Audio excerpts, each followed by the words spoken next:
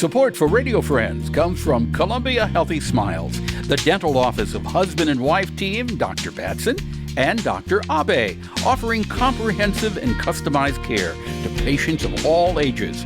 Learn more by calling 573-721-9039 or online at www.columbiahealthysmiles.com.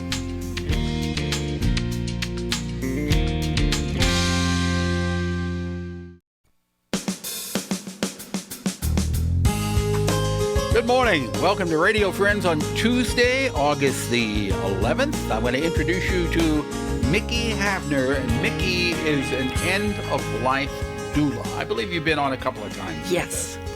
And this is a topic that a lot of people just try to stray away from. Yes. And that is death and dying. But it's something that we are all going to do at one point. And we've all experienced, I would imagine everybody listening or watching has experienced the death of someone close to them. Yes. What does an end-of-life doula do? An end-of-life doula just kind of takes the journey with a person towards their end. And it can start before you are even old, before you have a diagnosis, that you want to start thinking about it right. first. Maybe you want to make some remembrance for your grandchild, or maybe you want an advance directive, or you want to make funeral arrangements. You want to decide where you'll be buried. And a doula can help you with that, can also help you with issues like forgiveness and building family relationships back before you come to the end. Right. Now, you have been the only end-of-life doula in the Columbia area. Now, you told me there are 2 others that have been certified. Yes. So now there are 3 end-of-life doulas in the Columbia area. Yes. Okay. Yes. We'll give you an email address here in just a minute, but you wanted to touch today on advance directives, Yes. how important they are. Yes. An advance directive is a document that you put together to say what you want to happen if you're unable to speak for yourself. And that is so very, very important. If you're younger, if you're listening to us and you're one of the young ones, you say, I don't need anything like that. You never know when you may need it. Now, I'm no spring chicken anymore, but I've had an advance directive for many, many, many years. Yes. Because I know there are certain things that I do not want done to me if I am incapacitated. I don't want to be kept alive artificially. Exactly. I do not want to be kept alive for weeks or months if there is no hope for me returning to normal. Yes. And I think none of us really does. And you need to keep in mind that the advance directive only comes into play if you're not able to speak for yourself. Exactly. You know, it's not like somebody can bring it in and say, I've decided I want to do this. Right. So really give it some serious thought about doing this.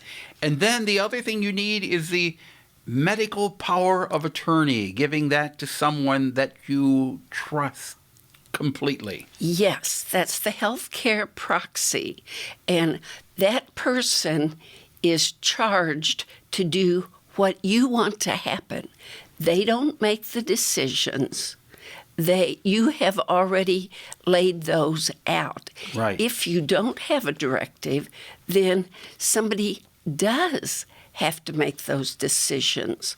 Usually somebody close in your family. And that would be the medical power of attorney person that you gave that to, correct? Yes. And if the thing is, if you don't do that, the person who makes the decisions may decide after you're gone they made the wrong decision. And that then will haunt them. It will haunt them. They will feel guilty. Exactly. They will wonder if they had done something else, if you would have lived longer. And so it's a gift to your family and your loved ones To have that do an advance directive. Have the advance directive. And you have to have a lawyer to do it. Yes. You have to have a lawyer. It's a minimal cost, but it is something that I just feel much better having and knowing that you're not leaving the burden to somebody else. Right, right. And actually, you do not have to have an attorney.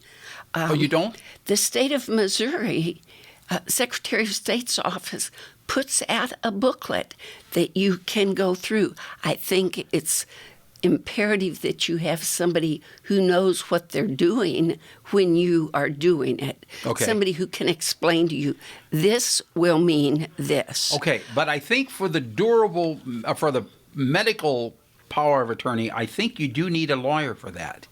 You don't? No, you really don't. You don't? No, it has to be notarized. Okay. But you can fill it out yourself And if just you as long want. as it's notarized? Yes. And then you decide who you want to make those decisions for you. If you can't speak any longer, that person is speaking for you. Yes. And it's very important that you sit down with that person at length and go into detail about why you've made these decisions, because there will be other people in your family who are going to say, why in the world did you do that? Yeah. And so that's the second part. The first part is doing the document. The second part is sharing it with your healthcare proxy. And the third part of it is sharing it with your family. Yeah. Let them know that this is the person who will be carrying out my decisions. Right. He didn't make them. I made this decision, but he's going to see that it happens. Yeah, and then after you do your living will, I took it to the doctor's office, and it's on file. Yes. It's on file. Yes. With them, so they know what you want. We're almost out of time, Mickey, but the other thing you wanted to mention, now this sounds totally gruesome, but it is not. It is not. It's you're having, and the two other doulas are having a death cafe, a virtual death cafe where people can come on and talk about death and dying. Yes. It's a safe atmosphere, a place that you can ask questions. Yeah. You can share your stories, maybe some good thing that happened that's worth sharing Right. with other people. And this will be in September. You don't have the Yes. exact date yet, but you can email Mickey Havner at DoulaMickey@socket.net if you're interested in this. DoulaMickey@socket.net, and she can give you the date when it is decided. Yes. And it will all be online. Yes. All right, Mickey Havner, thank you so much for coming by. Oh, you're welcome. And wear that mask so you stay alive for a long time. Yes. Okay? We're all wearing masks. All right, we will see you tomorrow. Thanks for listening and watching. Bye-bye.